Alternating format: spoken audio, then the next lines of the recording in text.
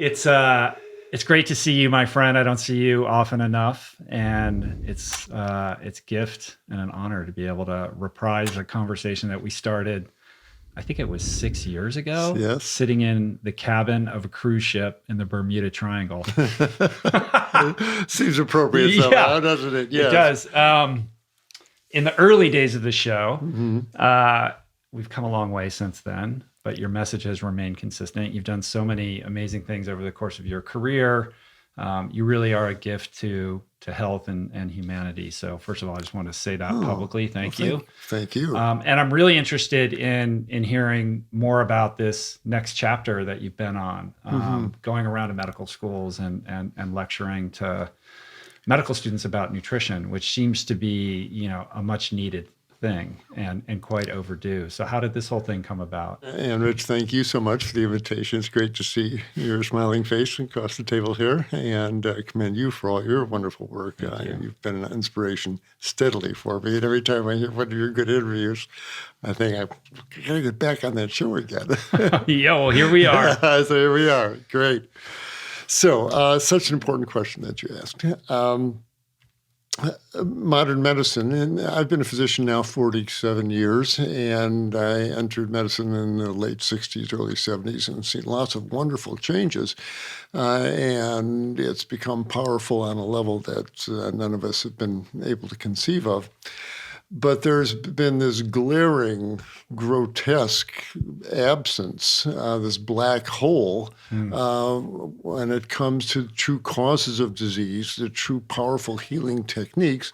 And of course, we're talking about what our patients are eating. And Western medicine has evolved or devolved to the point where we practice medicine, we take histories, we order all these tests, do physical exams, and never once ask the patient, what do you eat? Take me through yesterday's eating day. And it's such a huge oversight because that's by and large the reason why the patient is sitting in front of us overweight and hypertensive and diabetic and clogged up and inflamed because of what they're running through their bloodstream every few hours. And yet we just blow right past, as far from the medical point of view, it doesn't even enter the equation of what's happening. And that leads to such not only inefficiency, but everything from wrong diagnosis to wrong treatment to real patients dying on real operating tables from operations they don't need. So at this point in my medical career, I had to say seeing another elderly person with constipation is not the best use of my energies. You got to do something about this. Yeah. So the campaign, our Moving Medicine Forward initiative, this came from there. And you're doing this with the Plant Pure Foundation, right? It's like a 501c3. Yes, I'm very appreciative to the folks at Plant Pure Communities. We entered into an agreement where if people want to support our work, getting me in front of medical school audiences, if they give a donation to Plant Pure Communities, it finds its way to our nonprofit account here. So they've kind of extended their umbrella over us a bit, and it certainly has made a big difference as far as getting some support. So how many medical schools have you lectured? So far, we've been to just about 20, and we've got another foray lined up here. I'm going to be going to University of Texas in Houston, Dallas, San Antonio, then University of Arkansas. Then we've got to swing through the Northeast, going to be going to Rutgers, University of Massachusetts. We were just up at University of Washington in Seattle, University of Florida in Gainesville. All medical audiences are my friends at this point. I want to reach as many first-year students as I can before pharmacosclerosis sets into their brain. I like that. I'd never heard that before. I like that. Indeed. Well, the only treatment's drugs. No, doctors. There's a better, more elegant way to approach the condition here. So give me a synopsis or like a truncated version of what it is that you speak about when you get in front of these students. Well, as I step up to the microphone, I tell them, listen, I'm going to give you the lecture I wish somebody had given me 50 years ago. 50 freaking years it's been since I was a first-year medical student, 1968. But if somebody had told me Now, what I tell the student, listen, you're going to be learning about these weird and wonderful diseases from smallpox to leprosy. But the reality is when you open the door of your waiting room of your clinic or the emergency department or surgical outpatient, you're not going to be seeing patients with leprosy and smallpox, thank God. It's going to be obesity and diabetes and clogged arteries and inflammatory diseases from what your patients are eating. And unless you get real with that, then you're going to miss the diagnosis about what's really staring you in the face. And your treatment's going to be inappropriate. It's going to be Band-Aid medicine. If the patient's making themselves sick with what they're eating every few hours, then you're just there to raise their statin dosage or raise their metformin dosage. It's bankrupt medicine. You're not helping that patient. You're perpetuating their problems. Right. So in terms of unpacking the nutrition side of this, I mean, you're coming from a whole food plant-based perspective. I'm interested in how that's received from the medical school community. I mean, obviously, even in the period since we first did this podcast, the movement has grown tremendously. It's incredible what's happening now, even versus then. But as somebody who's been in this, I mean, you graduated med school in like 72, right? And then went vegan, I think, about 10 years later. Correct. So you've been doing this for a long time. You've been treating patients forever. I'm sure there were decades in there where you were this crazy maverick, fighting the system. And, perhaps on some level, you're still doing that, although I would imagine the reception is a little bit more welcoming. Correct. Very perceptive on your part. The first part of my lecture, and I want to talk science to these young students. And so I've got it's sort of a two-pronged attack here. One is to convince them that food has anything to do with these diseases. Again, it's usually etiology unknown. The autoimmune disease, we don't know why the body attacks itself. But the smart guys at NIH are working 24/7, and when they come up with the answer, they'll design a mesocillin and give it to us to restore patients to perfect health. Well, that's not going to happen. And so I showed them slides of what happens to their blood after they eat rice and beans and greens, and what happens to their blood after they eat a cheeseburger and a milkshake. And I show them all the fat in the blood and all the inflammatory proteins, all the things that percolate through the system hour after hour. Not only that, but month after month, year after year. And I tell them, then we're shocked when inflammation appears in the body. We're puzzled when the arteries start plaquing up with atherosclerosis. We can't figure out why the guy's joints erupted with autoimmune arthritis. And certainly that colon cancer that popped out of the colon, gee, that was just bad luck, bad genes. Well, nonsense. It's the food. It's the food. It's what they're eating. These diseases are not supposed to happen spontaneously. It's the fuel we're putting through the system. We've been putting diesel fuel through a gasoline burning engine, and we get all this dysfunction. So my first task is just to make the connection between food and disease and health if you do it right. And then we move delicately into the issue of animal-based foods versus plant-based foods and how fundamentally the diet changes. When you put a piece of animal flesh into the intestinal tract 2 or 3 times a day, you're going to change everything from the flora, from the bacteria that live in the gut, to the chemistry of the blood, to what you're smearing on the colon wall, to the leakiness of the intestinal wall that you create that leads to autoimmune disease. It changes everything. And it's politically dicey. A lot of folks are, and a lot of the students and their professors are into paleo diets, et cetera. But I said, listen, we're basically plant-eating creatures. Our simian ancestors have been on this planet for 20 million years, eating leaves and fruits. Our bonobo and gorilla cousins are up in the trees today eating leaves and fruits. Basically, we're plant-eating creatures. And as long as we eat a plant-predominant diet, you don't have to be 100% vegan, but if the majority of what goes down your gullet is whole plant foods, leaves and greens and fruits and vegetables, your body's going to thrive on that. And we talk about disease reversal. In fact, I put that concept up on the slide, disease reversal. I was a physician 45 years before anybody even put those two words in the same sentence for me, that these are reversible diseases. These are the diabetes and the high blood pressure and the inflammatory arthritis. These diseases go away with a healthy diet. And So towards the end, I put up a fairly controversial set of slides where I showed them the list of the classic diseases, diabetes, hypertension, etc. And I, with another click of the slide, the words reversible comes on. These are all reversible diseases. And then the most controversial slide I put up, I click it and I said, you want to heal these patients or don't you? I mean, really, why did you go into medicine? Want to heal these people? Then get real about what they're eating, because that's why they're sitting in front of you. We've been treating the patient's diet like in the Harry Potter movies, Voldemort, the name that must not be spoken. Ooh, don't ask what the patient's eating. We're Americans. We can eat whatever we want.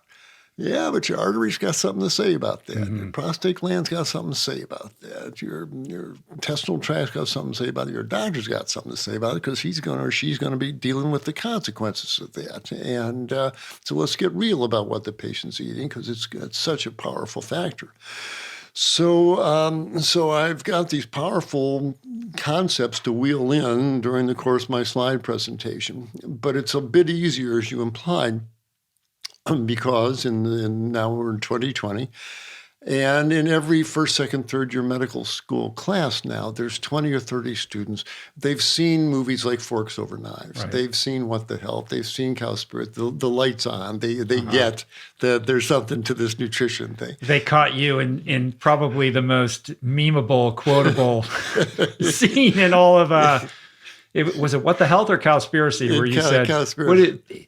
What dairy is cow's milk is baby calf growth fluid. That's what this stuff is. That has traveled far and wide across the internet. Indeed, I'm going to have a T-shirt made up with that. Here's the guy who said it. Indeed, right in front of us. So in that way, it's a little easier. There's often allies in the audience among the students, but there's always a bunch of professors in the back of the room with their arms folded and their tongues going cluck cluck. But they'll either get on board or they'll be pushed aside. This wave is breaking. There's no stopping it. Food is really where it's at as far as healing goes, and modern medicine has to account for that. Essentially, the student body, these younger people, are much more receptive to it than the institution. Absolutely. But the institution, is the one that green lights you to come and speak in the first place. So there has to be some amenability to what you have to share. Yes, although you brought up an interesting point that the administration of these medical schools, they don't want to hear from Dr. Klaper. The message is disruptive. A lot of eye rolling. It breaks their models. And so we go right to the students. They're the ones. They're the ones. They invite me in. They arrange, they reserve the lecture hall. They arrange for the Indian restaurant to bring over the samosas for a lunchtime rounds. And so we've been dealing right with the students. And we asked them to form a nutrition interest group. So after I leave, so it's not a one-time drive-by lecture. They start a nutrition interest group. And once a month, I'll Skype in. We'll talk about nutrition-based cases. We'll keep the light on as far as their awareness how important nutrition is in their patients. Yeah, that's crucial. I mean, that was my next question. It's great for you to pop in for a couple hours, but what is the legacy of that? Unless they create a curriculum around it or there's some kind of follow-up to, create some momentum around this, then, how impactful can it possibly be? I mean, how far away are we from really kind of canonizing nutrition studies in medical school so that we can create a new generation of people who are well-versed in what is so important in terms of treating patients? Oh, Rich, you put your finger right on it, of course. And I gave a lecture up in Seattle, and Professor of Surgery came down afterwards and said, "Nice lecture, Doc, very important, good stuff, but I'll tell you, until the National Board of Medical Examiners starts asking questions on the national board about nutrition, we're not going to be teaching this stuff. It's enough for us to get in surgery and biochemistry and physiology. The nutrition is just not on the radar screen."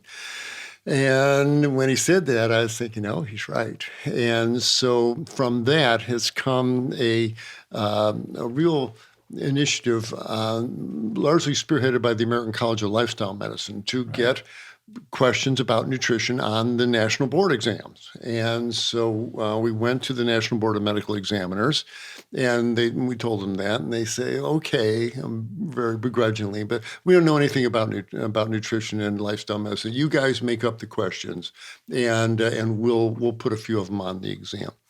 So they put the ball back in the court of American College of Lifestyle Medicine, where I am a member. And so we are now engaged in a process of creating a pool of 1,000 questions to give to the National Board of Medical Examiners and have them take a sample of them to put on the exam. So then we can start going to the medical schools and say, this is going to be on You're the going to National get Board. tested on this. They're going to get tested so on now it. Whoa, it's real. Now you got their attention. Oh, no. Yeah. It's sad, really, because they don't realize the jewel that's in front of them. This is the key to healing again, and they're going to begrudgingly give it a little bit of energy on the test. And I'm afraid, knowing the reality of it, there's going to be a question about olive oil and another one about getting enough sleep, and they'll give a token recognition. But as far as really getting into plant-based nutrition, I'm going to have to keep working at the coalface for a while to get that reality. Right. Over the course of your many-decade career, I'm sure you've seen diet trends and fads come and go, and it's interesting to see what sticks and what doesn't and what passes. I'm sure you've seen it all. And right now, we're in a moment where we are seeing, the explosion of interest in plant-based diets and the science that backs it up. In lockstep with that, though, there's also a very, strident growing movement around low carb eating and the keto diet. And so I'm sure these questions come up all the time, especially with these students and just in general. So how do you kind of think about that, and how do you communicate around those other protocols? And what is your perspective on them? Oh my, there's another show in itself. We got time. All right, we got plenty of time. Great. So. Okay, well, we'll go. I mean, this is like, listen, there's a lot of key. plant-based people that listen to the show, but there's people that are on different kinds of diets. Yeah, absolutely. And I think the reason I'm asking you this question is, for even a very well-educated, motivated listener or just consumer in general, they go online or they, read whatever's happening and they see the stuff about plant-based, but they also see the stuff about keto and low carb, and it's confusing. Even if you're, going to PubMed and reading abstracts, which almost no one does, it's still confusing, right? There's science to support different perspectives, and it's all very disorienting. And so I'm always trying to drive people towards, what is common sense here? Where, what do the facts really say? What does the science really say? And what are some principles that we can hang our hat on that can guide us in a trajectory that's doable in the context of our busy lives? Very important, of course. So we'll put on our miner's cap here and drill down on this. Fair enough. And it starts with a recognition on everyone's part how toxic the standard Western diet has become. And if you're especially even dabbling in fast foods at all, every piece of meat you eat is going to be come with white bread and sugary ketchup and hydrogenated oils and the toxic load that comes with whether it's the pizzas or the burgers or the buffalo wings, etc.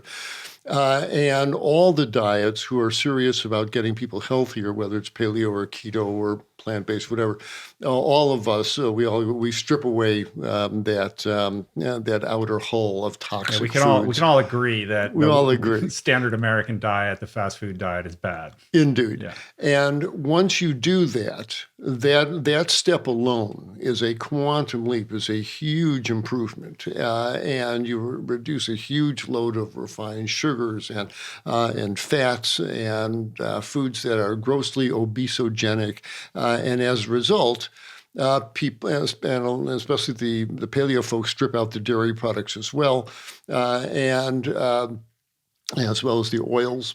And when you take out the dairy, the oils, and junk flour products, people are going to lose weight. And the very act of losing weight does good things in most people's bodies. And their lipid profiles get better, their diabetes gets better, they feel better, their energy level goes up. And so you see this initial improvement in health in most all of these dietary styles. And it's enough to provide very powerful reinforcement. I went paleo, boy, I lost weight, felt good, man, that's the diet for me. And I hear that with the keto folks as well. But as a physician and as a person who respects the biology of this body that we have, I mean, no gorilla packs its intestines full of meat 2-3 times a day like we do.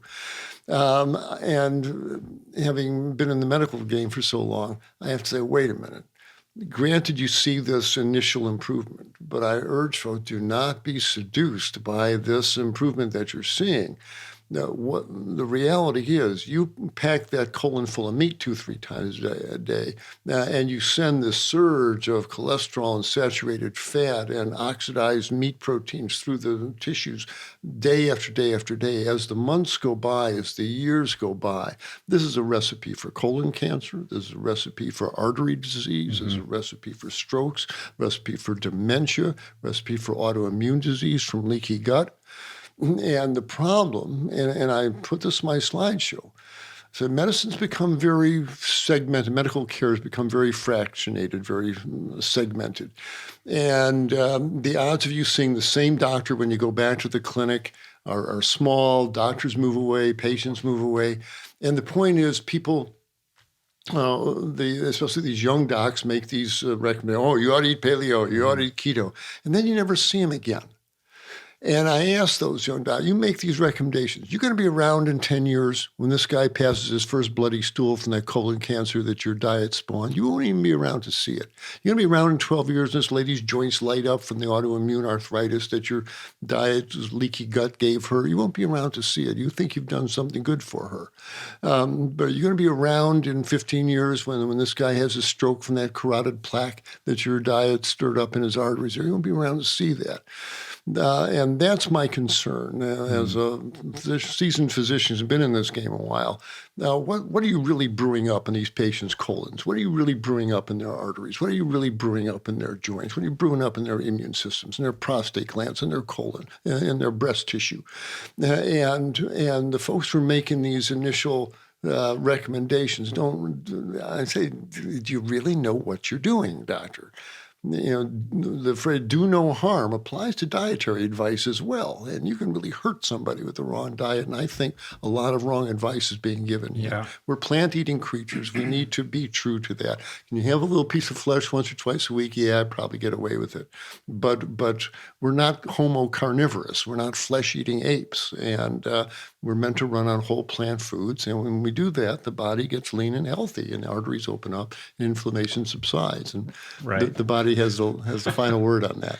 So you are 71 right now? 72. 72. Mm-hmm. I can only aspire to be as vibrant and as healthy and as handsome as you at 72. So for me, it's like the proof is in the pudding. I mean, you obviously, have been living this lifestyle for a very long time, and you're an incredible living example of the benefits of it. I mean, you're no medications, right? Nope, no medication. I mean, it's, to me, it's like, there you go, right? So I look at you, I hear what you're saying, and then I log on to Twitter and I see the debates and the kind of tribalism and the silos and the unhealth. Talk about disease. There's a disease of communication happening right now, and it's become really kind of, acrimonious is too gentle a word. Of people infighting, and you see this even within the vegan community. There was a flare up, this week that we don't need to get into. Mm-hmm. But I think often, and I don't really participate in that, but I observe it. Sort of take a forensic, look at what's happening, and it's deeply concerning to me because the people that are consuming that are just, like I said earlier, the average consumer, and I think it foments more confusion than clarity. And I'm interested in your thoughts on how we can, create a healthier dialogue and flow of information about these important ideas, because truly, as you mentioned earlier, people's lives really are hanging in the balance here. Absolutely. And you touched on the major points that often get lost here. Especially the folks in the plant-based community here. We're a small community. Yeah, we've got a big idea that we're trying to widely promulgate. And all this petty infighting certainly doesn't help. The public looks at that, oh, these guys don't have their act together. It certainly doesn't help the larger mission. So one thing to do is for everybody to take a step back and say, what are we trying to accomplish here? We're trying to get plant-based eating widely accepted. And the least we can do is talk civilly to each other and realize that we all are in the same boat, rowing in the same direction here. And we're all learning. We're all on the same journey together here, and to have respect for each other's journeys. And if something goes by that you have scientific disagreement with it, then express it civilly, professionally, and back up your reasoning why. And it doesn't have to be done in public. You can write someone a private email, say, I saw something you published, and you might want to consider point A, B, and C about that, and you want to talk about this. There's a way to communicate civilly and professionally, and that has been one of the casualties here. And we need to everybody take a step back, and because we're all friends, we all like each other. It's time to treat each other as such, as well as fellow professionals, and get our communications on a level that are not injurious. It's super important. Yeah. What's your take on this sort of explosion of the carnivore diet that suddenly came out of nowhere and is capturing people's fascination? Yeah, like my friend John McDougall says, people love to hear good news about bad habits. They like that taste of steak in their mouth. So if a little is good, let's do more and better. But again, not even just more, like 100%. Yeah. Well, we're not carnivorous apes. This is a recipe for colon cancer and strokes and autoimmune disease. And they're going to learn the hard way. I've already seen the studies showing up in the journals that the folks who eat all the meat would have lots of this TMAO molecule in their bloodstream from the carnitine metabolism that these microbes spawn. This is not a karma-free diet, to say the least, and that pendulum's going to swing back hard, and you're going to see the studies start showing out carnivore diet associated with colon cancer, carnivore diet associated with Alzheimer's, carnivore diet associated with, and my left eyebrow won't go up this much when I read that. Yeah, I know. Yep, I kind of expected those headlines, and that's what they're going to see. In the pantheon of harm, how do you differentiate or distinguish between meat or chicken and beef and pork versus oils versus dairy? Like, how do you kind of? Oh my! Well, there's a choice. And again, as the toxicologists say, the dose makes the poison, and a teaspoon of oil is probably not going to hurt anybody, and a small little bite of cheese probably not going to hurt anybody, and a little piece of meat not going to hurt anyone. It's building your diet around these as staples is where the problem comes in, and they each have their adverse effects unique to them, and the very act of cooking meat oxidizes cholesterol, which is atherogenic. It creates carcinogens. It does all these things that the oils don't, and the dairy doesn't. But the oils injure the artery walls, and they increase the risk of atherosclerosis formation. The dairy products are loaded with everything from estrogens to leukemia viruses. Would you rather be shot or hung? So they're all pretty evil. If in a survival situation, probably the meat would, small amounts would be less injurious. But again, we're talking about tiny medicinal amounts, not basing your diet around it. Right.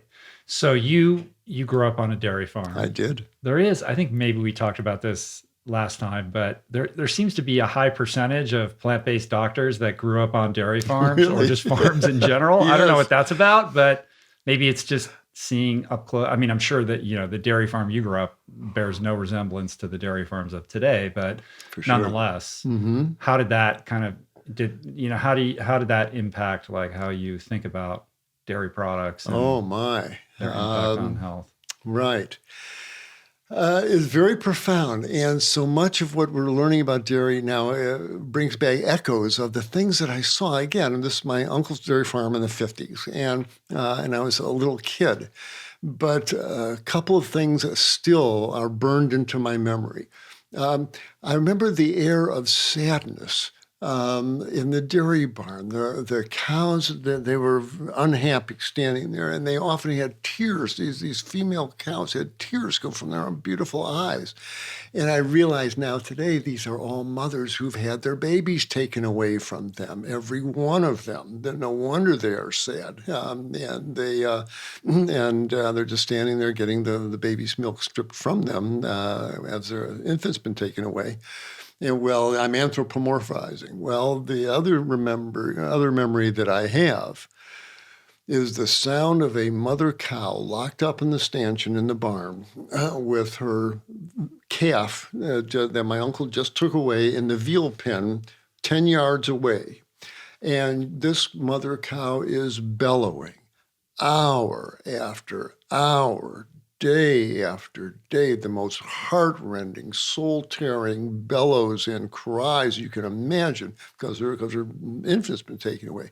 And this goes on for days, 3, 4, 5 days and nights. These haunting cries are coming. And that's the truth of dairy. You cannot get that milk flowing without taking that calf away from the mother. It's a cruel industry, from forcibly impregnating the female cows to taking their babies away to killing the male calves for veal, to killing the mothers after a few years. They all wind up as hamburger. The dairy barn is a slaughter industry. So the dairy barn's a short stopping off place on the way to the slaughterhouse for a few years of calves and milk. And I didn't understand that when I was 8, but I sure understand it now. And the memories of the tears running down the mom's cheek and their cries against their babies taken away still haunt me to this day. It's a cruel, cruel industry. So you go vegan in like 1981, correct? Right? Mm-hmm. And from what I understand, I mean, it seems like that was motivated mostly from kind of a ethical, moral compunction initially. Actually, it was the conjunction of two very powerful forces. In 1981, I was a resident in anesthesiology in Vancouver, and I'm on the cardiovascular service. And day after day, I'm putting people to sleep, and I'm watching surgeons open up their chest and open up the arteries in their heart. And from their coronary arteries, they're pulling this yellow, greasy guck called atherosclerosis out of their arteries. And I knew what that stuff was. There was already studies in the journals talking about what the stuff is. And I realized that I should pay attention. My dad is already showing signs of clogged arteries. It would eventually kill him. And as I'm watching the surgeon one day pull a particularly rubbery, slithery piece of material out of an artery, I thought to myself, man, that stuff looks like chicken fat. And a little voice on my shoulder said, "It's a good reason why it looks like chicken fat, doctor. It is chicken fat and cow fat and pig fat and the fat of the animals this man was eating." So from the operating room, I'm getting this message that if I don't change my diet, that's going to be me on that table with that striker saw going up my sternum, and I really don't want that to happen. I saw those folks when they wake up. They're very uncomfortable. From the medical side, I was getting the very strong message. But then, as you mentioned, when I was a fourth-year med student at University of Illinois in Chicago, I'd spend my Saturday nights in the trauma unit at big bad old Cook County Hospital. And all night I would see the worst that humans inflicted on each other, the physical violence, the sexual violence, the psychological violence. I would be shaking by Sunday morning when I walked out of there. And I vowed, if I couldn't rid the world of violence, to at least get it out of my own life, to become a man of nonviolence. And I made a serious study of it. And I got the books from the Indian saints and Mahatma Gandhi about leading a life of ahimsa, of nonviolence. And so I really started trying to institute these in my life. And so I'm up in Vancouver. and the cardiovascular service. And one night I'm out for dinner with a friend of mine, and I'm pontificating about living a life of nonviolence while I'm polishing off a porterhouse steak at the local Kagan Cleaver. And John looks at me with great compassion and says, "That's all very nice, Michael.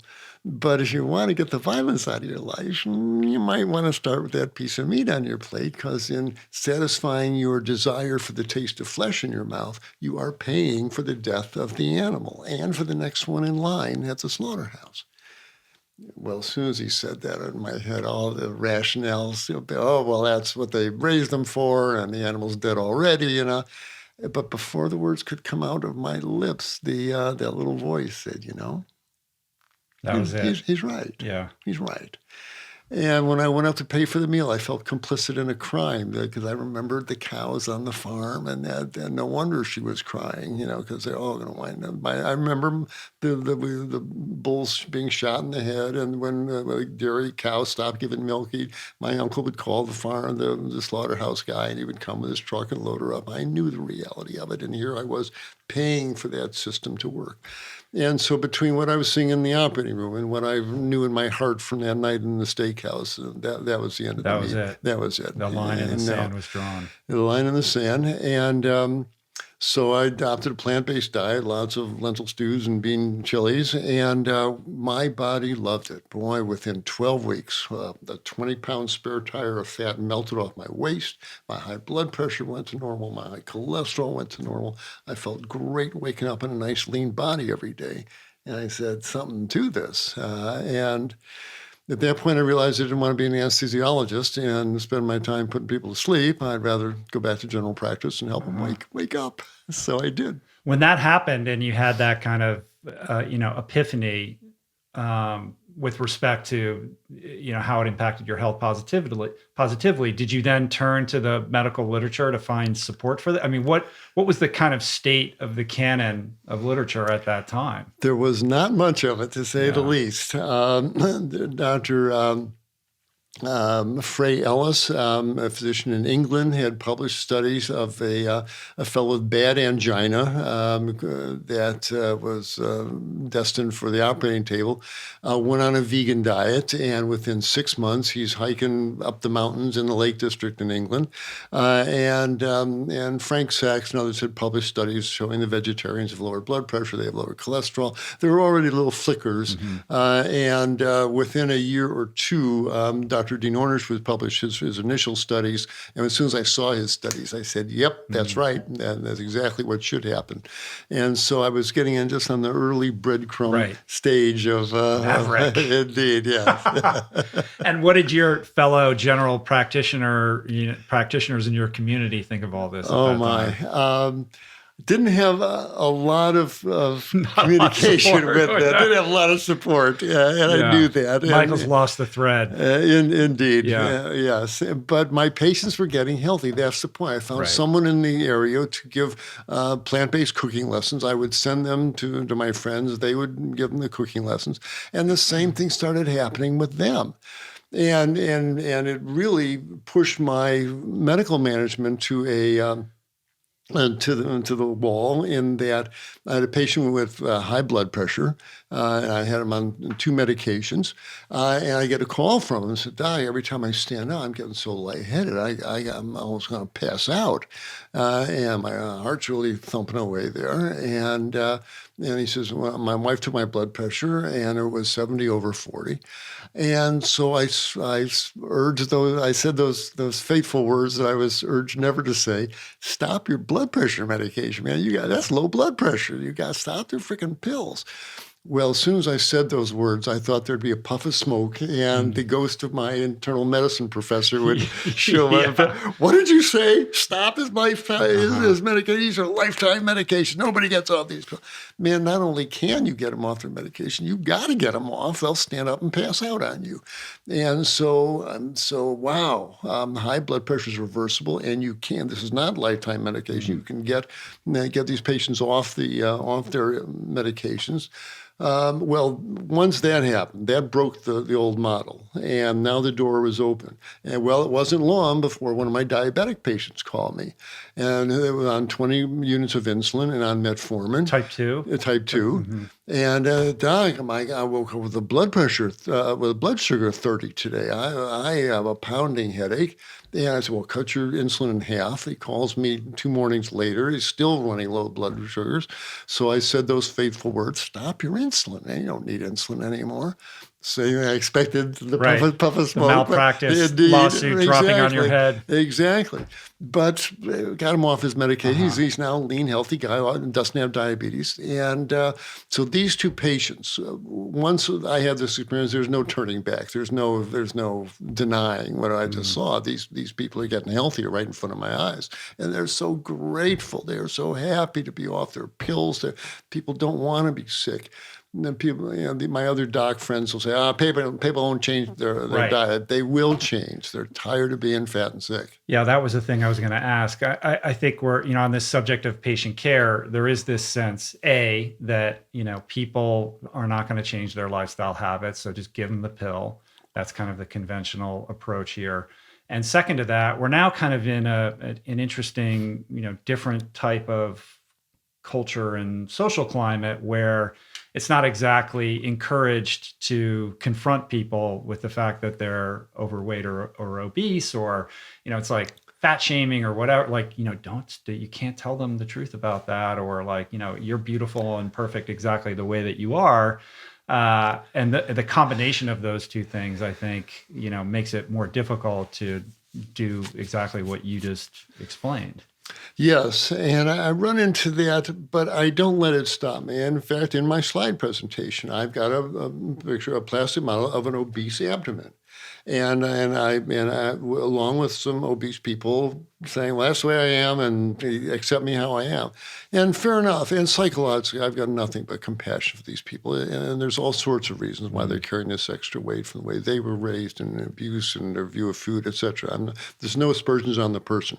But I say from a completely physical point of view, when we're talking physiology here, here's what's going on inside that abdomen. And we slice that obese abdomen in half. And so there are 2 kinds of fat in the abdomen. One is right under the skin, the subcutaneous fat is metabolically active. It produces estrogen. It's the largest estrogen secreting tissue in the body. And you do not want it to be obese with 30 pounds of estrogen secreting tissue pumping out these powerful hormones plastered on your abdomen. If you're a woman, that's a great way to get breast lumps and fibroids and bleeding and possibly increased risk of breast cancer. Estrogens make the prostate gland unstable. If you're a guy, it's a great way to wind up with man boobs and prostate cancer. You don't want the subcutaneous fat pumping out all these estrogens. And inside the abdomen, the intra-abdominal fat that wraps around the intestines, that's a different metabolic cat, and that puts out these molecules called inflammatory cytokines that fan inflammatory reactions throughout the body. And they not only make inflammation worse in joints and arteries, but they also interfere with the action of insulin, and they make type 2 diabetes worse. And people can get all defensive if they want, but again, your body doesn't care. The obesity is not a state of health. Mm-hmm. It's a state of inflammation and estrogen excess, and this leads to shortened lives. So I delicately try and put that across. But to the docs, I say, you guys got to know this. This is really the reality of this. So the subcutaneous fat is producing all of this estrogen, but people are afraid to eat soy. Isn't that something? It's so sad, and it's a real casualty of this modern internet age. Soy, I got phytoestrogen's going to give you man boobs and turn your son gay. Don't eat tofu. I've heard all that stuff.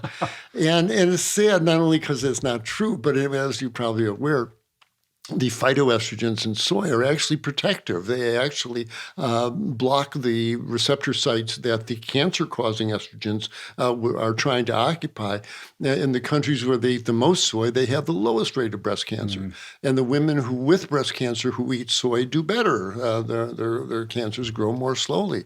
So it's one of these unfortunate media inversions of the truth. Well, it's so strange how certain foods get conflated with gender identity and perhaps diet protocols as well. Like, oh, if you're vegan, you're a soy boy, you're going to be a whatever, whatever gets associated with that culturally. And it's so strange. Oh, it is. If you're eating meat and you're barbecuing, even if you're just buying it in cellophane wrappers at the supermarket, that somehow makes you more of a man in the traditional sense.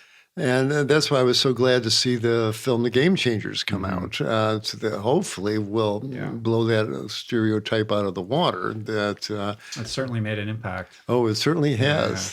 Curious to see what kind of feedback you've gotten about that. I was with Louis Sahoyas the other day, the director of the film, working on some PSAs with Dotsie Bausch. Yeah, I know that. Working on some commercials. What a great cyclist. And I'm not part of the Game Changers, and I'd never met Louis before, but it was a pleasure to meet him and to talk to him and just to congratulate him on the impact of that movie. I mean, it's really it's made a gigantic impact. It's undeniable.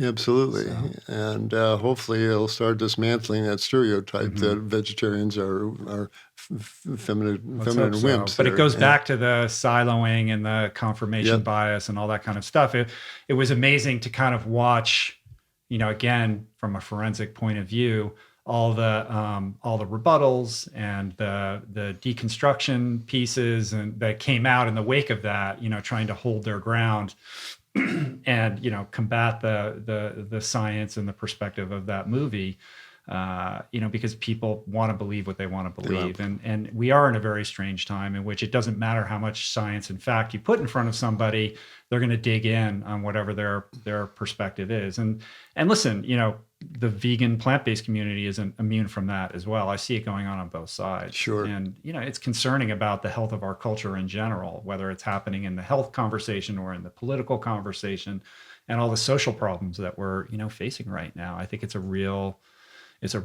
problem. And I'm not sure how we're going to solve that with the way that technology is headed. Really. I agree.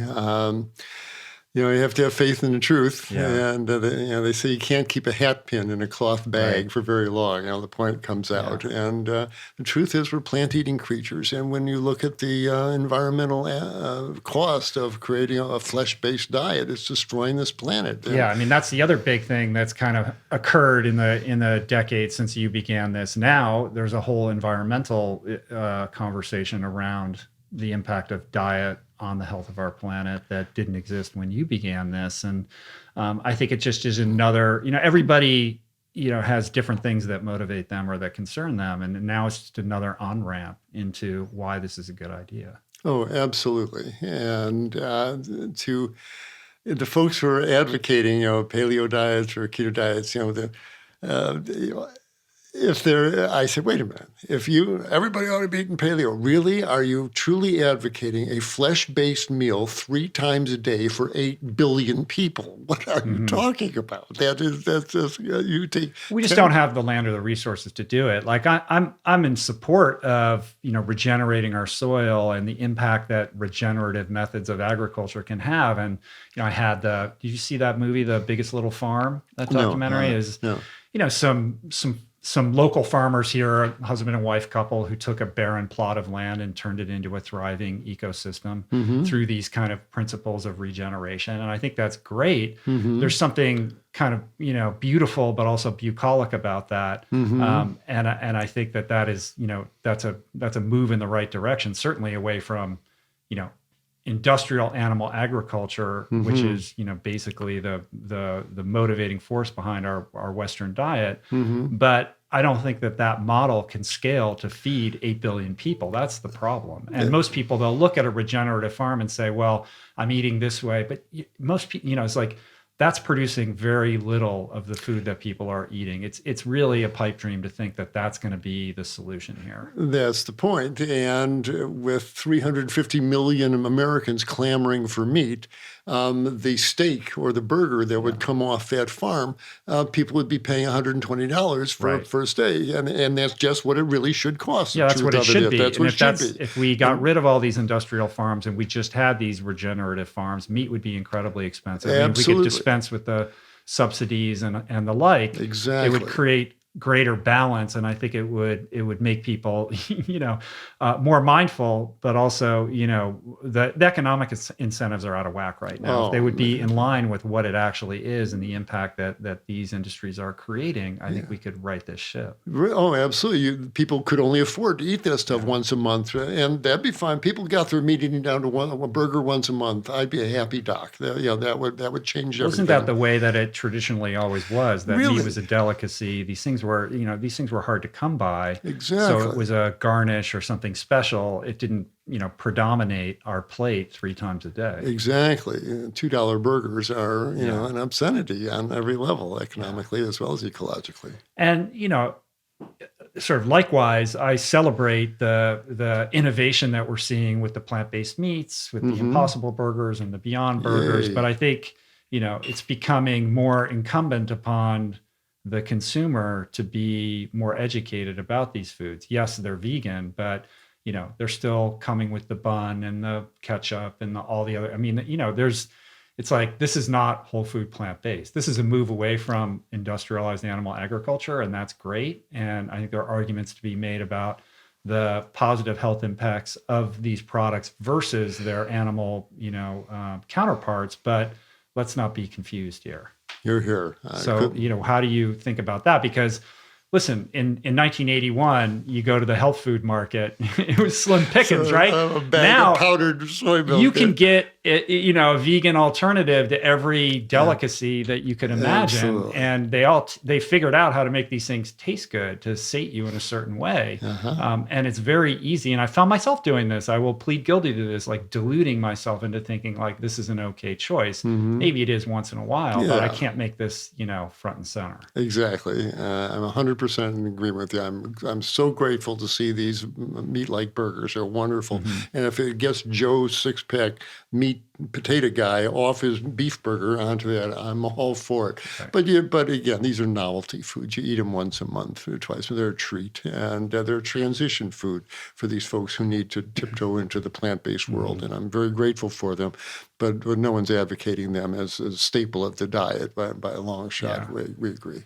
One of the things that's amazing about, the work that you've done, it's one thing to talk about prevention, like let's prevent people from getting heart disease or diabetes or high blood pressure and the like. It's another thing to talk about reversal. That's where people start to get real prickly here. Yeah. But you've seen, amazing results in, we were talking earlier, I had Robbie Barbaro and Cyrus Kambata in here talking about all these case studies of people that they work with where they have reversed their type 2 diabetes and type 1. They've been able to ameliorate, the symptomology of that. And it's really, really quite something. But this is nothing new for you. You've been doing this for a long time.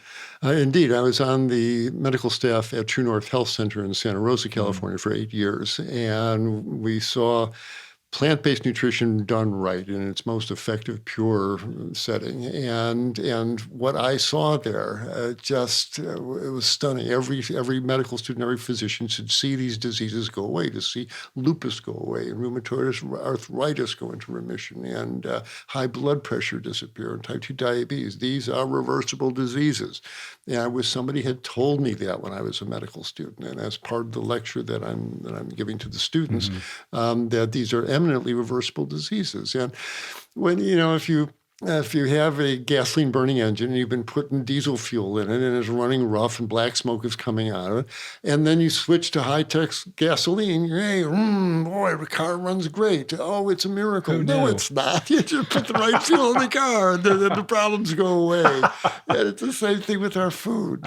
So many of these conditions are just a result of what we're eating. Well, one of the big interesting protocols at True North is the fasting that kind of protocol that you put patients under. And this is another area that I think for a long time was considered, very fringe. Absolutely. I know that, the staff, yourself included, have taken hits for, kind of putting people under this regimen. But, interestingly, now suddenly fasting is all the vogue, right? Really? And it's weird how these trends happen. Like nobody said boo about the microbiome, and then suddenly it's all about the I don't know how these things percolate up, but right now we're in a moment where people are not only paying attention to the benefits of fasting and intermittent fasting. There's science that's starting to show up to back it up, and the average person now is, I fast 18 hours a day 3 times a month or whatever it is. Like this is something that nobody was talking about even 5 years ago. Remarkable. Whatever is new whatever's Right. old is new again, Right. right? And the wheel keeps going around and around. But I'm in amazement, as you are, to see these things now becoming far more widely accepted. The human body and fasting is, we could spend a whole program on that. And when we take a step back, we realize that, a million years ago on the African savanna, it was probably pretty common that 4 or 5 days would go by before you found the next berry bush with fruit on it or the next carcass rotting in the sun. And these enforced 4 or 5 day fasts were probably the rule. And our bodies learned how to deal with that. And in fact, after 48 hours without carbohydrates coming in, which is our preferred fuel, the body switches into burning stored body fat and goes into this state of ketosis. And wonderful things happen in the early stages of ketosis. And the body starts cleaning itself out. It suppresses inflammation. It protects the stem cells. So when they revive after the fast, it's a healthier immune system. These wonderful things happen. And we would use that at TrueNorth. We would put people on water fast. But again, this is medically supervised fasting. This is medical fasting. These are people with runaway high blood pressure, runaway rheumatoid arthritis, lupus. These are official medical problems in these people. And a fast is a wonderful initial step to suppress the symptoms and start the person on the road to recovery. But as I tell the patients and the med students who would rotate through TrueNorth, the fasting is wonderful, it's powerful, it's great, but on the screen of their life, it's a little blip on the screen. What matters is what you eat after the fast. It's the food stream day after day, month after month that makes for a healthy body.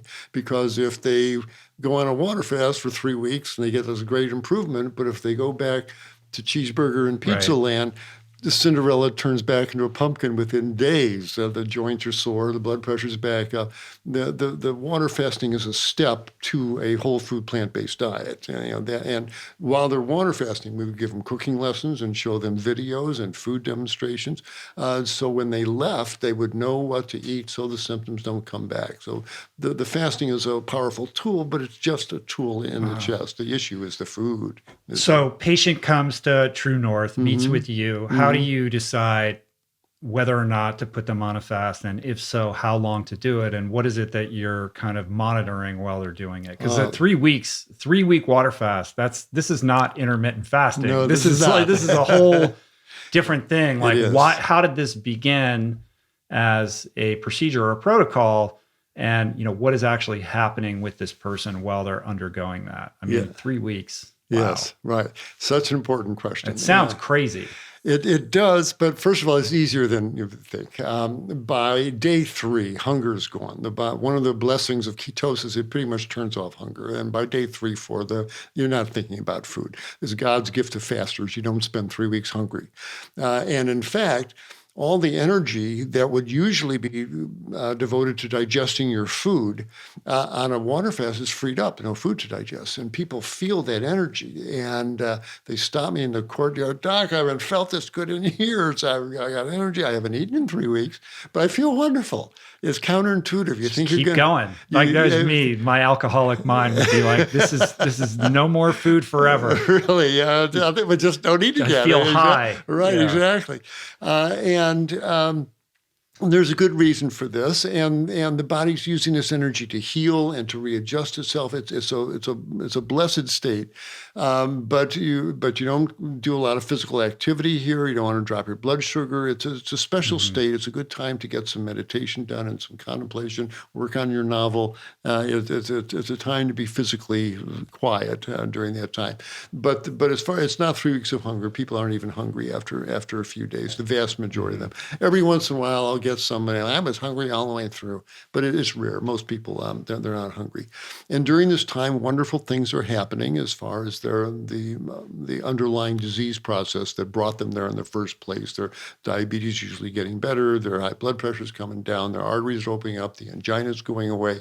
But there are absolute contraindications. You don't fast people with type 1 diabetes, people who are way underweight, that they're not good candidates for water fasting for whatever reason. People with a lot of emotional problems, probably not a good idea. Children, you don't fast. There are some contraindications as far as determining who does the fast. And then, as far as monitoring the fast, that's a good word.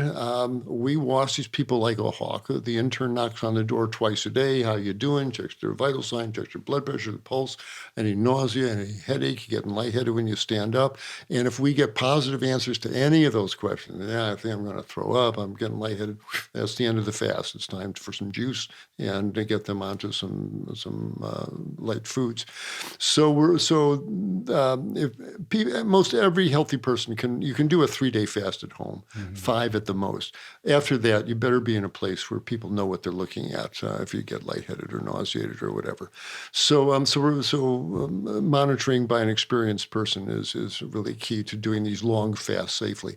But at home, if people just on a weekend, I've got patients who just do water from Friday to Monday. Absolutely reasonable thing to do. I think good things happen in their body. I've got people who don't eat till noon. I think that extra 6 hours in the morning of no food does good things for them. That's intermittent fasting. So people can put their toe in the water and get the benefits without doing these long medically supervised fasts. Yeah, it seems like science is still very much emerging in this area. I mean, you have Walter Longo, who's kind of at the forefront of this, who's studying this, and he's come up with his fasting mimicking diet, which allows you to eat but still kind of produces that same physiological effect. You have Sachin Panda. They all have a little bit of different opinions on this. I had David Sinclair in here the other day, really? who was talking at length about what's happening and when you fast, how that's impacting longevity and anti-aging. Like, I think it's a very cool, interesting field, and perhaps much more needs to be studied here. And I'm wondering whether there's any wisdom in, like, why do the 3-week fast when you could do perhaps the fasting mimicking diet? And is there a reason why this institute where you used to work kind of settled on this as being the best way of dealing with this? And as an important caveat, you're dealing with people who are very ill that are coming to you. Right, exactly. And as you already mentioned, the folks who kind of self-select, if they've come there, and they're willing, they're willing. Yeah, they're ready to go. It is, and it's also the big league heavy artillery of nutritional therapy. A full-on water fast is very effective. And if I've got a guy, we've had a fellow with blood pressure of 220 over 130, and he was on 4 medications, and just nothing was bringing him down, and it took him 27 days on a water fast, but finally that pressure came down. And so those are the kind of folks that kind of fasting works the best for. I would imagine also psychologically, it's got to be incredibly empowering, because you're bringing somebody in who's, kind of feeble-bodied at the moment, and you're putting in front of them something that is seemingly impossible to do. And then they do it. It's got to make them, in addition to whatever, spikes in vitality and, reduction in their, disease markers are, just knowing like, hey, I did something incredibly hard, I would imagine makes them more motivated and excited about making the changes that follow, and kind of taking an insurance policy out on making sure that they stick. Oh, it's huge. That's so perceptive of you, Rich. I tell them it's like on the outward bound courses where they bring Yeah, up to a canyon, right. they throw a rope over the canyon. You're going over the canyon. No, I'm not. I can't do that. Yes, you can. And they strap you up, and you're on the rope there, and you're going across, and you look down, and you see your own death down there, and you keep on going, and you make it across. You're now someone who did that. You can't say, I can't do that. You just saw yourself do that and push yourself past your limits. Well, a prolonged water fast doesn't say, oh, I can't do that. Well, you just did it. And you'll never be upset about missing lunch again. If you just went 3 weeks without food. You're right. It's tremendously empowering. And it's a real investment that people want to stick with. What are some of the craziest turnarounds that you've seen in your career? Oh, my. We had 2 patients with lymphomas come in. Rebecca was an older woman, had a mass the size of a grapefruit in her abdomen. She did a prolonged water and juice cleanse, and that just melted right away. Her lymphoma disappeared. This was validated at University of California, San Francisco. They biopsied it. Completely disappeared. Completely disappeared. Wow. Without traditional chemo and all of that. Absolutely. And then Yvonne was another one. She came in. She also had lymphoma. She had lymph nodes the size of hen's eggs in her groin and her armpit. She did a 26-day fast. Tumors just melted right away, and she's been cancer free. Now, lymphomas are special kind of cancers. They're watery. They respond well to fasting, to the biochemical changes. Not all cancers are created equal. I can't say it's the definitive cure for cancers, but to see that happen and was just stunning to me. Another one of these things that were told, no, that never happens. Well, I just saw it happen twice. So those are 2 of the most dramatic. And Dr. McDougall's got a big wastebasket of pills that people, throw in there. And that's so gratifying. People come in with these bags full of pills and they leave normal, healthy people. And as they're walking out the door, you go, yes, that's what medicine should be. We've seen the growth of lifestyle medicine practitioners. This is another, trend in the right direction.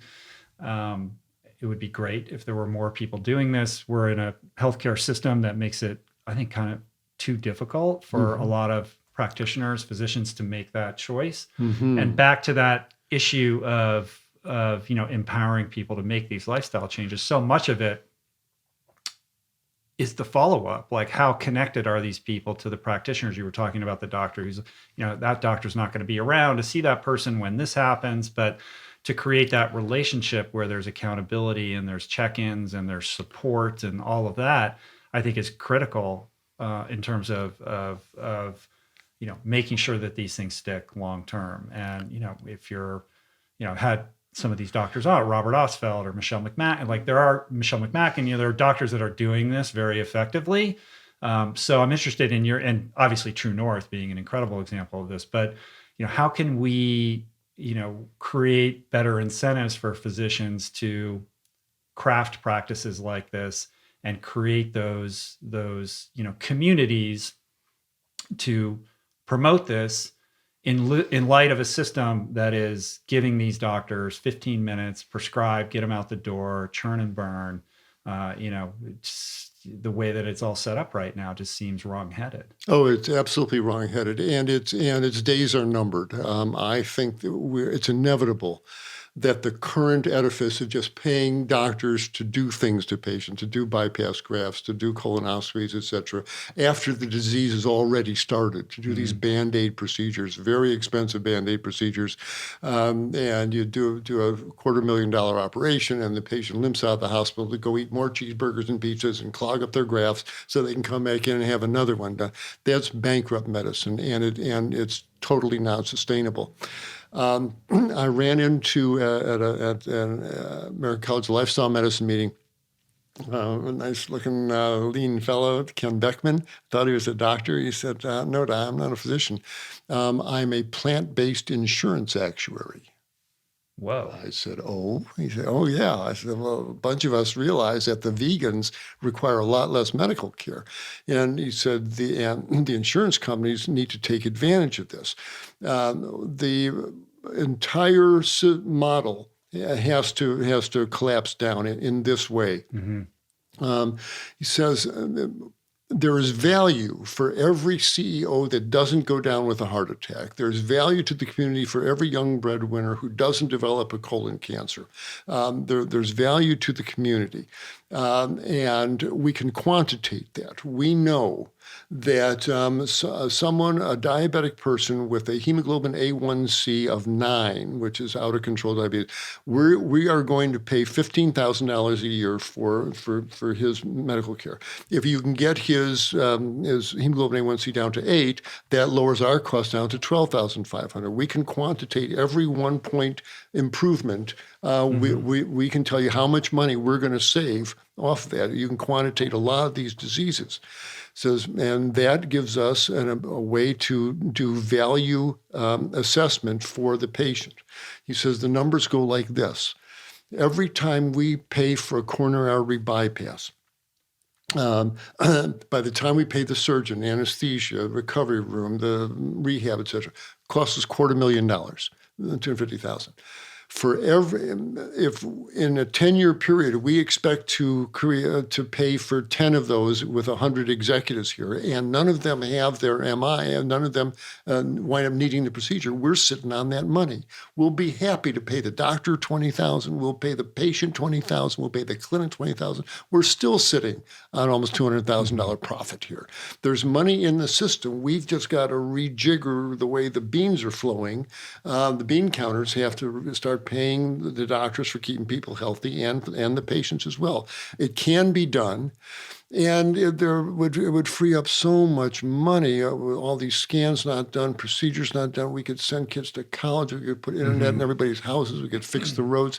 There's such wealth there. We just need to restructure how we're seeing the way medicine's practiced. I think that has to go hand in hand with education as well, and perhaps an overhaul of our litigious society. I mean, so many of these tests and scans are driven by a fear of getting sued, right? Absolutely. Like, well, I got this disease and they could have given me this and they didn't. You know? Yes, but I predict we're going to see a 180 on that. I think it's just a matter of time before an angry widow walks into the office of a cardiologist or a cardiothoracic surgeon, says, my husband died on that operating table last month during a 4-vessel coronary artery bypass, and nobody told us he could have melted those plaques away from the inside with a plant-based diet. Why didn't somebody tell us this? Why was this information withheld from us? When did you people know this? How long has this been in the medical literature? 25 years. And she will lodge a wrongful death suit. And I think she should win that suit because this was a wrongful death. That someone, when she signed when the patient signed the informed consent form, it should say, and I've been instructed that these plaques could be melted away with a whole food plant-based diet. Someone should have told him that. And there's going to be a couple of lawsuits, and that hopefully will move us in the direction we need to go to. That would be a very interesting test case. Oh, it sure would. It sure would. They'll say, well, it's not standard of care. Well, darn well it should be. And we've got to get that dietary counseling as part of standard of care. If you could craft the perfect healthcare system, what would that look like compared to what we have right now? Well, I think the ancient Chinese had it right 2,500 years ago. You pay the doctor as long as you're healthy, for keeping healthy. And as soon as you get sick, the doctor stops getting paid.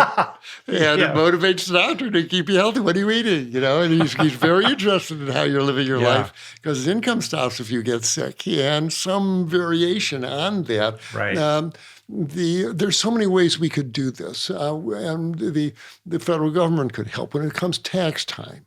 And before you fill out your taxes, you go down to the local pharmacy where the nurse in the urgent care booth is sitting there, and she takes your blood pressure, puts you on the scale, and takes a urine specimen and sticks your finger for cholesterol. And if you're no more than 5 pounds over your ideal body weight, take 5% off your taxes.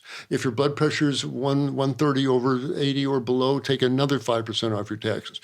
If there's no cotinine in your urine from cigarette smoking, take another another 5% off your taxes.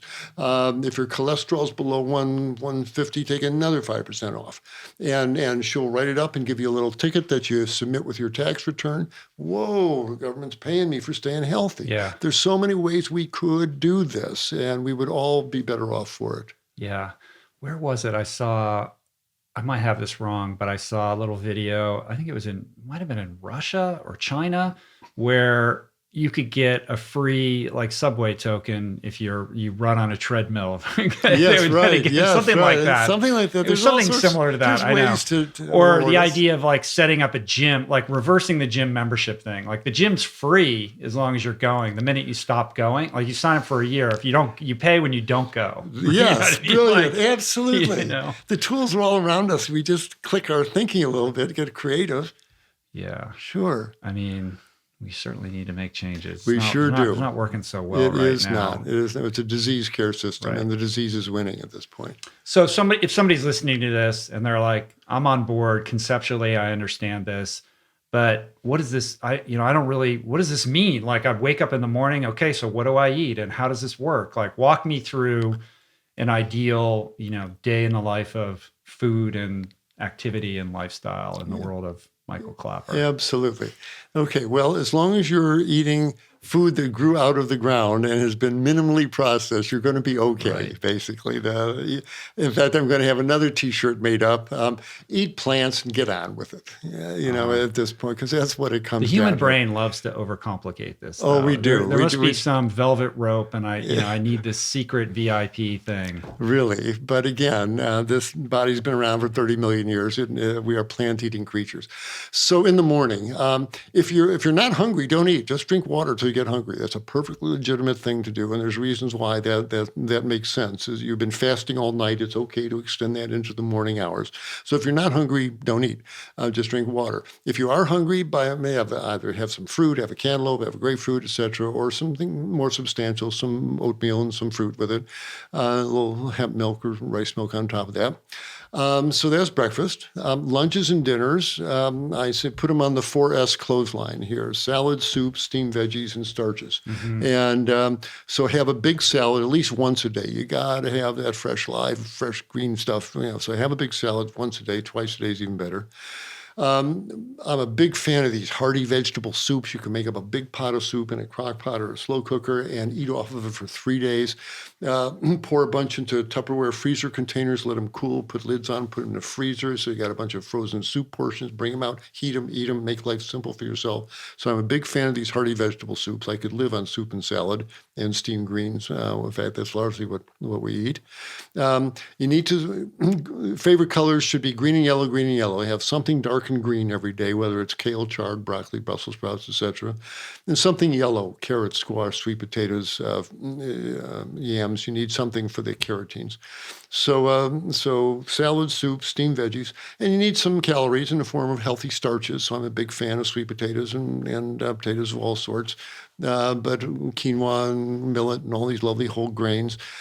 And we make a little bow to the legumes as far as proteins go.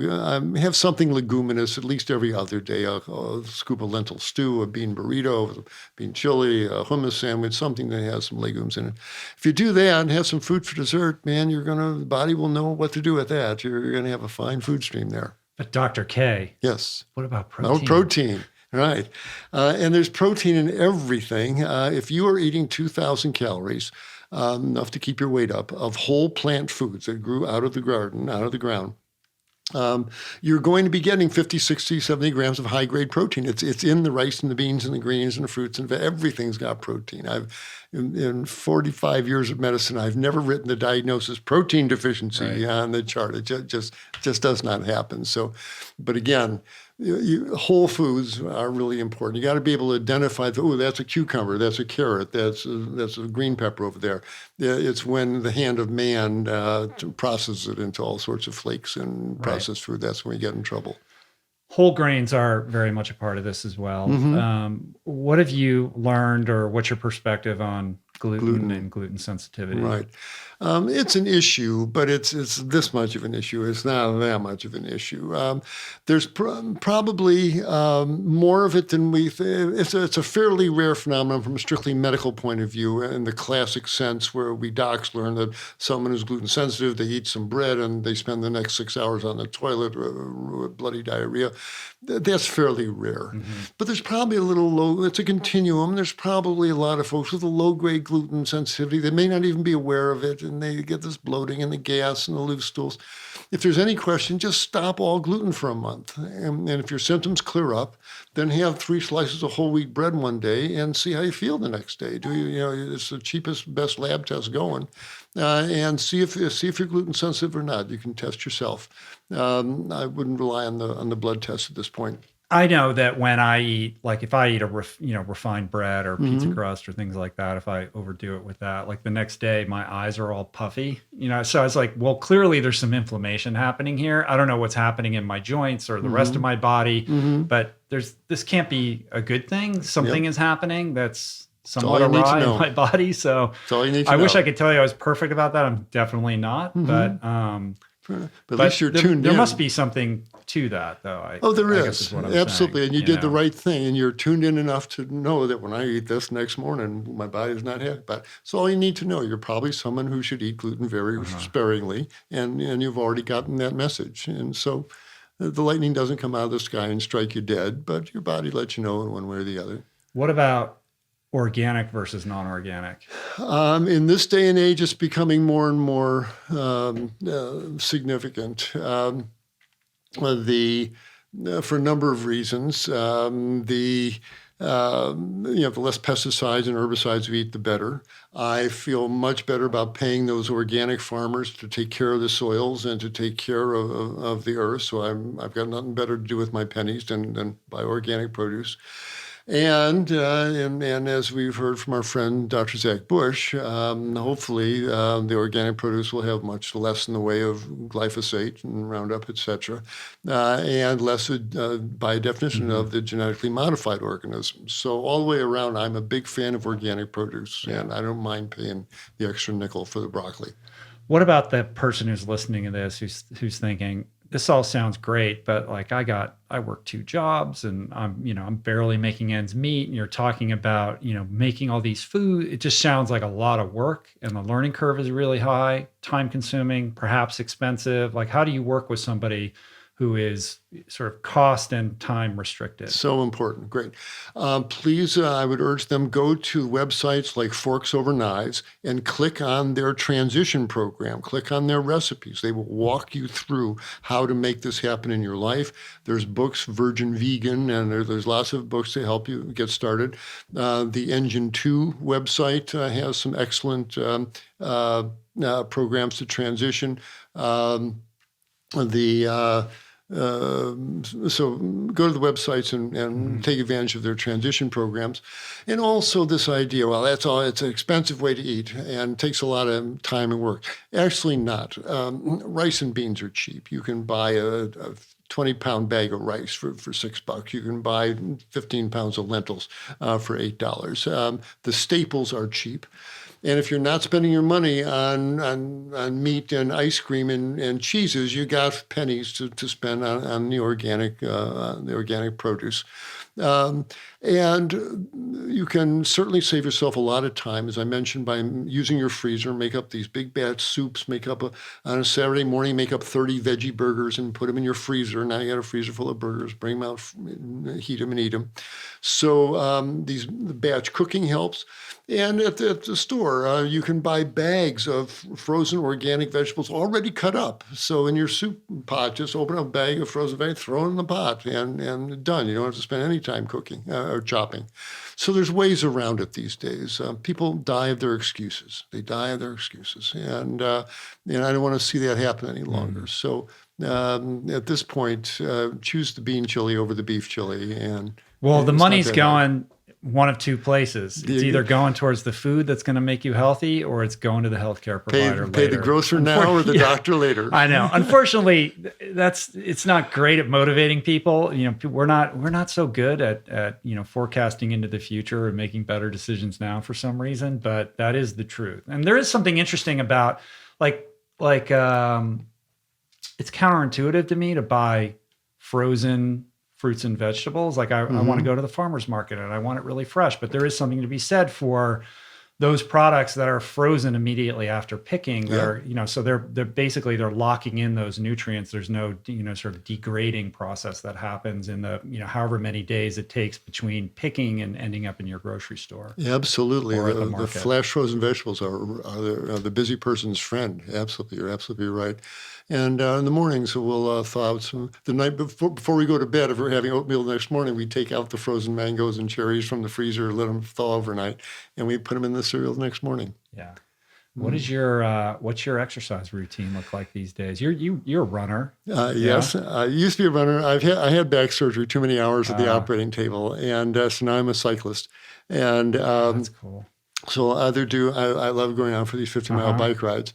But I've got an exercise bike, a recumbent bike out on our patio where I can watch. I've got a couple of bird feeders, so I'm a birder, so I like watching the birds as I'm pedaling. I could see that. But you got the big lens and the whole binoculars and stuff. Strapped on the side there. But very importantly, I'll get on the bike, crank up the resistance, and start pedaling. But then I grab two 12-pound hand weights, and as I'm pedaling, I'm doing an upper body workout, and so I do 40 minutes of upper body while I'm pedaling and work up a good sweat doing that. And I do that every other morning. And so that's my cardio strength program. And my wife's a yoga teacher, so the mornings I'm not sweating. She's got me on the mat doing salutations to the sun. My grandparents retired to West Palm Beach. They've since passed away, but my youth was marked by going to West Palm Beach, once a year to visit them in the wintertime. That is a community. It's much more cosmopolitan now than it was then, but it's certainly, a very large retirement community. So Indeed. It must be interesting for you to be so vital at your age and to be surrounded by a lot of elderly people who are much less so, to put it bluntly. It is, and you want to run up and shake them. Sometimes, of course, you don't, you can't. But yeah, it's sad, but it motivates me to help people not wind up in that position. You're seeing more and more plant-based restaurants in the Miami area as well. Really remarkable. I've got a folder on my computer, things I never thought I would see, and every week 2 or 3 goes in there of McDonald's serving plant-based burgers and the California schools and the hospitals now serving plant-based meals, and all these amazing restaurants that are showing up. Yeah. It's really exciting. There's some really hopeful signs. Have you been to Love Life Cafe in Miami? No, I haven't been that one yet. I got to hook you up. Really? Okay. Yeah, our good friends Diego and Veronica run this amazing plant-based restaurant. It's in the Wynwood district in Miami, right, okay. which isn't too far from where you are. And they serve amazing food. They're beautiful people too, and cyclists. Oh, okay. Avid cyclists. So I'm gonna connect you. Okay, with them. Please do. One of the questions that I always ask the doctors that I have on the show is, what would be like your number one agenda? Imagine a parallel universe where suddenly you found yourself as Surgeon General. What are the changes if you had that kind of power that with broad strokes you could really change policy on a grand level? Like how would you get to work if you rolled up your sleeves? Like what's priority number one?